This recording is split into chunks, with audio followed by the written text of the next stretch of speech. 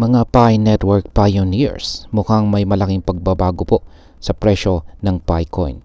Sa nakalipas na mga araw ay tumaas po ito ng higit sa 22% at kasalukuyang nasa breakout mode. Ibig sabihin ay posibleng tuloy-tuloy ang pag-angat ng presyo nito.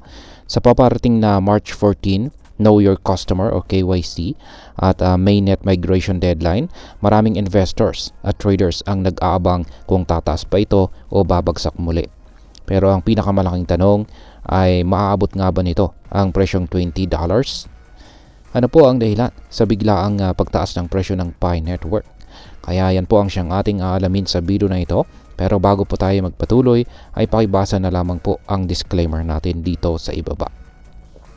Yan, sa kasalukuyan ay lumampas na ang Picoin sa $1.7 na resistance level nito.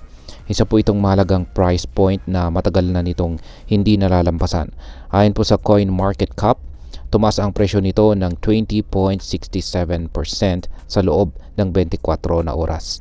Habang ang trading volume ay sumipa naman ng 120% at umabot po ito sa $842.34 million. Ibig sabihin ay maraming tao ang bumibili ng Picoin ngayon kaya tumataas ang demand at nagkakaroon po ng price surge. Marami sa mga traders at investors ang naniniwalang kapag tuluyang lalampasan ng Picoin ang $2 na resistance level, posible po itong sumunod. Posible pong sumunod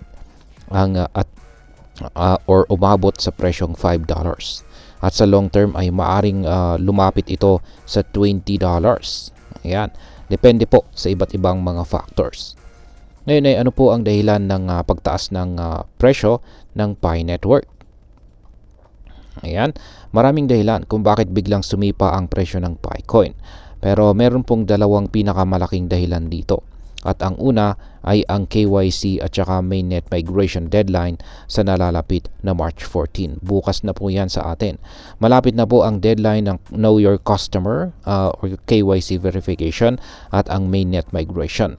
Ang Pi Network ay paulit-ulit po na nagpapaalala sa mga users na kung hindi po nila makukumpleto ang KYC bago ang deadline, maaari po nilang mawala ang kanilang Pi balance. Dahil dito ay maraming users ang nagmamadali ngayon na tapusin ang kanilang verification na nagiging dahilan ng pagtaas ng engagement at saka demand sa network. Sa madaling salita ay maraming tao po ang nag-aapura para masigurong hindi mawawala ang kanilang Pi coins. Kaya dumadami ang bumibili at nagpapataas ng presyo nito. Ayan, ang pangalawa ay ang espekulasyon sa Binance listing or ang pagkakalista nito kay Binance. Ang isa pang malakas na dahilan ng pagtaas ng Picoin ay ang balitang maaring malista po ito kay Binance, ang pinakamalaking cryptocurrency exchange dito sa buong mundo.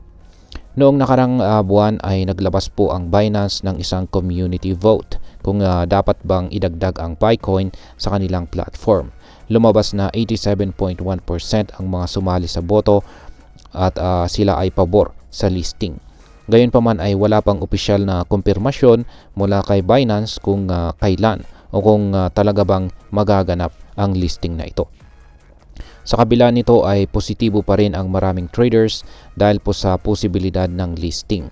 Dahil kapag nangyari ito ay mas lalong dadami ang interesadong bumili ng Picoin na posibleng magpataas na posible pang magpataas lalo sa presyo nito. Ngayon ay ano po ang susunod na maaring mangyari dito kay Picoin? Ayan, maraming analyst ang naniniwalang kung magpapatuloy ang momentum ng Picoin, posibleng umabot po ito sa $2, $5 o kahit $10 pa bago sumapit ang March 14 na deadline. Ngunit para maabot ang target na $20, kailangan munang mangyari ang tatlong mga bagay. Una ay matagumpay ang KYC verification at saka mainnet migration. Mas maraming verified users, mas tataas po ang tiwala ng mga tao sa ecosystem ng Pi Network. Pangalawa ay mas maraming adoption o paggamit sa totoong mundo or real world use case. Kung magagamit po ang Picoin para sa mga transaction, tataas ang demand nito. At ang panghuli ay ang pagkakaroon po ng official listing kay Binance o maging sa iba pang mga major exchanges. Mas maraming access sa pagbili at pagbenta ng Picoin at ibig sabihin ay mas maraming investors ang makakapasok dito. Pero tandaan, hindi po ito sigurado. May mga analyst din na nagsasabi na volatile o pabago-bago ang ecosystem ng Pi Network. Kaya dapat po magkaroon tayo ng tempered expectations. O ito po yung huwag masyadong umasa na siguradong aabot ito sa $20. At ayan, ngayon ay ano naman ang maaaring maging epekto nito para sa atin bilang mga Pinoy crypto traders at investors. Ayan, kung ikaw po ay isang Pi Network Pioneer or meron ka pong holdings na Pi Coins, ito po ay isang magandang pagkakataon. Posibleng tumaas po ang halaga ng iyong Pi Coin holdings kung magpapatuloy po ang pagtaas ng presyo nito.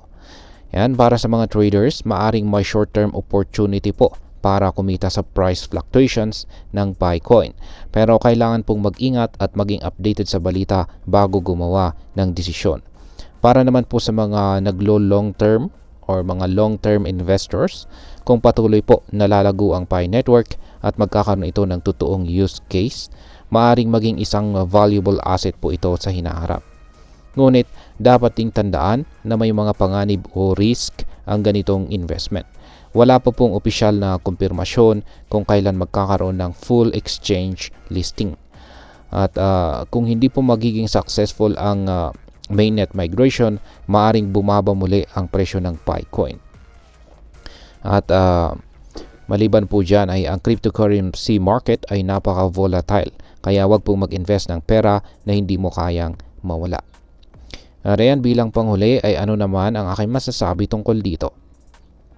Posibleng umabot po sa $20 ang Pi Coin sa hinaharap. Pero maraming bagay ang kailangang mangyari bago po ito maging katotohanan. Ang kasalukuyang pagtaas ng presyo ay dahil po sa hype at spekulasyon sa Binance listing at saka sa KYC deadline. Kaya dapat pa ring maging maingat ang mga investors. Kung pioneer ka po sa Pi Network, siguraduhin mong makompleto mo ang iyong KYC bago ang March 14 para hindi po mawala ang iyong mga coins. Para naman po sa mga traders at investors, maging updated po sa mga balita at huwag magpapadala sa hype. Gumawa po ng desisyon base sa tamang research at saka risk management. At ayan, hanggang dito na lamang po tayo sa video na ito mga ka-crypto. Marami pong salamat sa panonood. Ingat po tayo lagi at God bless po sa ating lahat.